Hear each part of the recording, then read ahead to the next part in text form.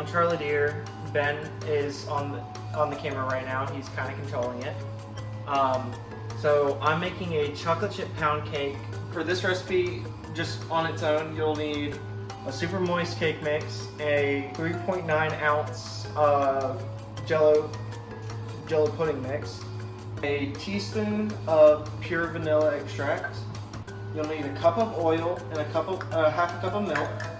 You'll need 4 eggs. Go ahead and spray that down real quick. The first thing to do is you actually want to put in all your liquids first. So let me grab that milk and eggs real quick. Down half a cup of milk. And last but not least, sour cream. 8 ounces, not 16 ounces.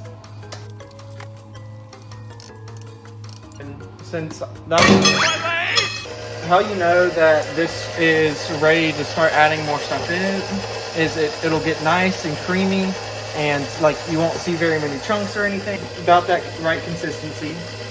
And so I'm gonna go ahead and turn it off. And one thing I did figure out the hard way is you want to put in the cake mix first. Always want to put that in first, because if you put the darker one in and then this one, you will not be able to tell if this is fully mixed in. I'm gonna just go ahead and dump it all in, just so I can have it out of the way.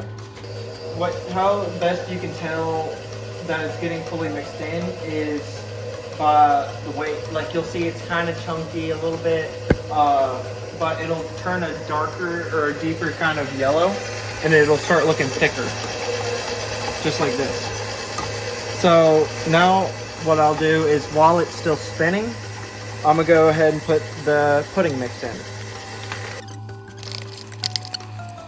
I'm gonna come back and fully mix that back in. You're just gonna put it in a half a bag.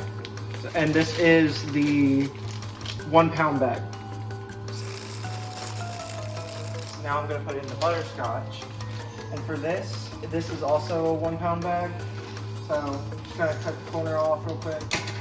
So for this, since we already have some chocolate chips in here, I'm not going to do quite half a bag. I'm going to do a little bit less. Okay, that was a little bit less than half a bag. But, of course, always got to have some chocolate chips while we're at it. Okay. These are actually tasty. Don't you agree? Yeah. So, as you can see, they're all just sitting on top. If you use the electric mixer, I would suggest a very, very low setting, but it's always best to just hand mix it. So you're just gonna make sure that you mix it in real good.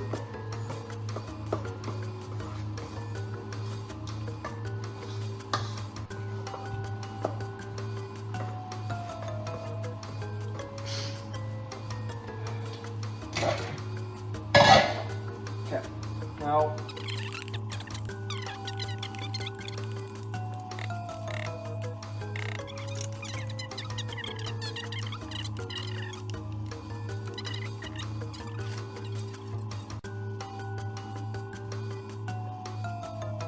I just pulled it out of the oven. I've already turned it off. So what you really gotta do now is just sit it somewhere out in the open. Look at that. That smells good.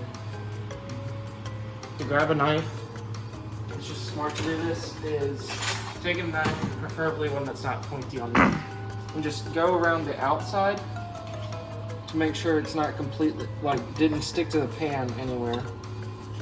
And this way, also when you go and flip it later on to put it on a plate, it's nice and easy and it doesn't want to stick or break away.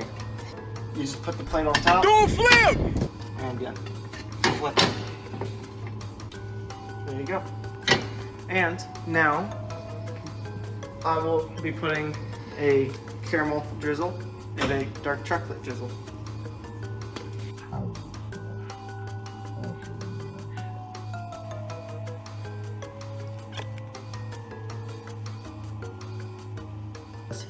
So, Ben, I've now created my cake. I want you to give me a review on 1 out of 10 on how do you think it tastes.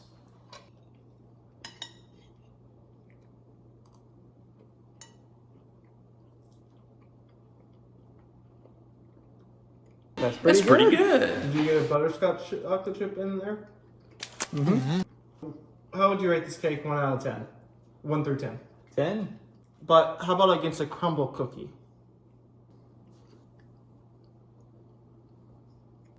This is better.